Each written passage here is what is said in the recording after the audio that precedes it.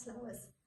අදාවේ වර්ග දෙකක අන්තරය කොහොමද අපි සාධක හොයන්නේ කියන එක ඔයාලට කියලා දෙන්න. වර්ග දෙකක අන්තරය හැදෙන විදිහ ඉස්සෙල්ලා බලන්න ඕනේ.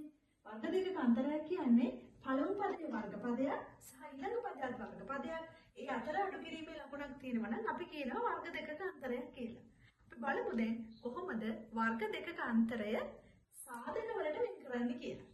අපි පළවෙනි සාධකීය විදිහට ඍණ ලකුණ යොදලා අපි සාධකය වෙන් කරනවා. ඊළඟ සාධකය අපි දාන ලකුණ යොදලා වෙන් කරනවා. මේ තමයි වර්ග දෙකක අන්තරයක් සාධක වලට වෙන් කරන විදිය. දැන් තව උදාහරණයකින් කිව්වොත් අපිට පුළුවන් මෙන්න මේ පළවෙනි පදේ වර්ගපදයක් විදිහට තියෙනවා 25 කියන සංඛ්‍යාවක්. 25 කියන්නේ අපි දන්නවා 5 වර්ගය තමයි 25 කියන්නේ. එහෙනම් අපිට ලියන්න පුළුවන් 5 වර්ගය කියලා. දැන් අපිට මේක සාධක වලට වෙන් කරන්න පුළුවන්. එක සාධකයක් ලියනවා x ඍණ 5 කියලා. අනිත් සාධකය ලියනවා x ධන 5 කියලා. හරිම ලේසි.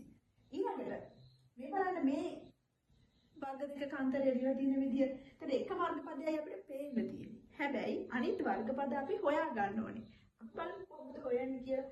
දැන් 4 තියෙන්නේ අපිට පුළුවන් ලියන්න දෙකේ වර්ගය. x වර්ගය 25 කියලා කියන්නේ අපි මේ මුලින් ලිව්වා වගේ 5 වර්ගය. දැන් බලන්න මේ හැම පදයක්ම වර්ග වෙලානේ තියෙන්නේ. එහෙනම් අපිට ලියන්න පුළුවන් එක පදය එක සාධකයක් 2x දින 5 කියලා.